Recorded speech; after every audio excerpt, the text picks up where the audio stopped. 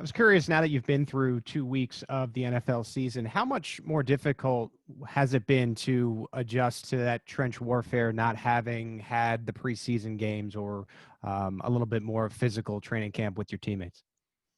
Yeah, I think it's been pretty normal. I mean, I'd say we had a pretty full training camp. I think if you ask the guys, they wouldn't say that they felt we didn't hit much or that we didn't, have a full kind of normal padded practice schedule. So, I mean, nothing's the same until you play it in a live game. You try to replicate that as much as you can in practice, but things kind of evolve throughout the year anyway. So, I'd say it has been pretty normal from that perspective. I don't think. Well, I mean, if you look at the NFL, I think a lot of people figured when we came into the year, everything was going to look sloppy and the play would look poor and stuff. And I haven't really seen anything like that in the first couple of weeks. So I think people are pretty happy with, how crisp and everything the games have looked. And that's a testament to, working hard. Let's go next to Nate Taylor. Go ahead, Nate. Hey, Mitchell. J.J. Watt, week 1. Joey Bosa, week 2. The Ravens have multiple guys. Even Calais Campbell has now joined them. Just what have you seen early from the Ravens and what makes their defensive line so dominant? Yeah, they've got a lot of guys, like you said. I mean, Judon's been there for a while. He's an awesome player, to bring in Calais, to bring in Derek Wolfe. They got some of the younger guys. I mean, Bowser's been playing really well. They still have McPhee there. It seems like he's been there for forever, and he's still playing awesome football. So you got a lot of guys, and, they tend to like to blitz a lot too. So you end up, one-on-one a lot. So they can just kind of roll those guys through. Everyone's a little bit different. They're all good players, and they do a really good job with it. So knowing, who you're going against, it's not quite as, cookie cutter as some weeks where, I'm going to see this guy, 85% of the snaps. I mean, you're going to get a rotation of them. But, yeah, I mean, they're able to roll through. I mean, the front seven seems like it's 12 or 13 deep with pretty much all awesome players.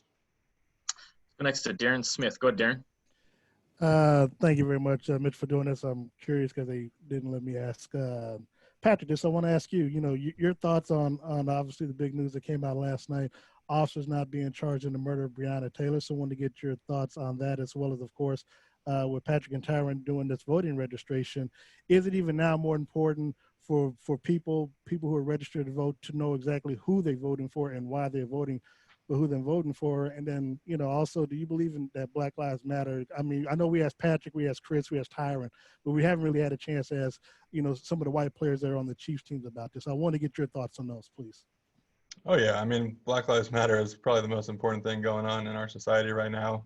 That, ties into the election, like you were talking about in terms of voting. Pat, Tyron, they've done an awesome job with that. Tyron's whole thing is trying to take kind of the stigma off it, make it cool, make people, look forward to doing it. And I think, with situations like last night, you're realizing, how much power that we need to have as citizens, and how do we utilize that? I mean, for the most part, it's voting. Like you said, it's putting in people that you want in those, elected leader spots to make sure that, society is running the way it should be. And I think, a lot of people are realizing that now, and I'm hopeful for, as big of a turnout as we can get on the 3rd. Let's go next to Harold Kuntz. Hey, Mitch, Tyreek Hill mentioned that that was the strangest experience he had been in the stadium when they played in an empty stadium. Do you kind of agree with that assessment? And now going into Baltimore again, and, throughout the season, you're going to have that except for home games. How are you guys trying to pull up your energy value as you enter games? Yeah, I mean, for me, it was the first few plays were a little bit weird, and then you kind of just get used to it. I mean, when you're lining up against Bosa and Ingram and they're a couple feet away from you, you're not really focused too much on anything else around you. So for me, I didn't realize it too much in, the play-to-play aspect of it. You realize it when you're sitting on the bench and, the defense does something big or someone scores a touchdown and it's pretty much silent. That's when you really, take note of it. So I think it'll just become more normal to guys who are, feeling like there's a dip in energy or anything. Obviously, the more you do something, the more normal it gets, and, lucky enough to get the victory. Go to Sarin for the last one. Go ahead, Sarin. Mitch, I'm curious. You talked about how the camp was pretty much normal, right? You just didn't have the preseason games, and that the games have been pretty sharp. There also haven't been any holding penalties, right? I mean, not any, but a low number. People thought there'd be a lot. It was a very low number the first week. As you sit back and look at it on film, do you think maybe there was the league is maybe trying to help some guys out, saying, hey, we know maybe guys aren't as sharp, and so maybe they've been a little more lenient? Or do you think that maybe, no preseason games actually makes for sharper football.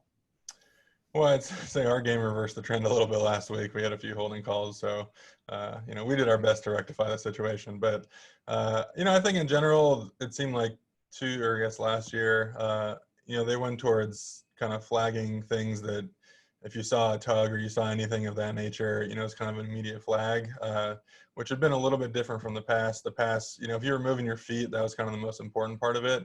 You can get in compromised situations with your hands, with your leverage, but for the most part, if your feet are moving, you're not really restricting the guy to the point of it being a flag.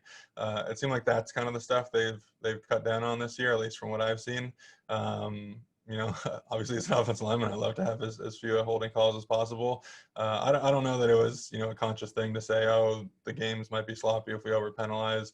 I wouldn't go that far, but I think was it Walt Anderson said, they were kind of focusing on the clear and concise and the obvious stuff. And so, for the most part, the way my understanding of, holding has always been, obviously, if he's away from your body and you're kind of tugging him and preventing him from going in a direction, that's going to be flagged every time. If he's within your frame and you're moving your feet with him, for the most part, that's not a true restriction of movement. So, that's seeming to be not called quite as much and is more in line with kind of my general understanding of, what the infraction should be.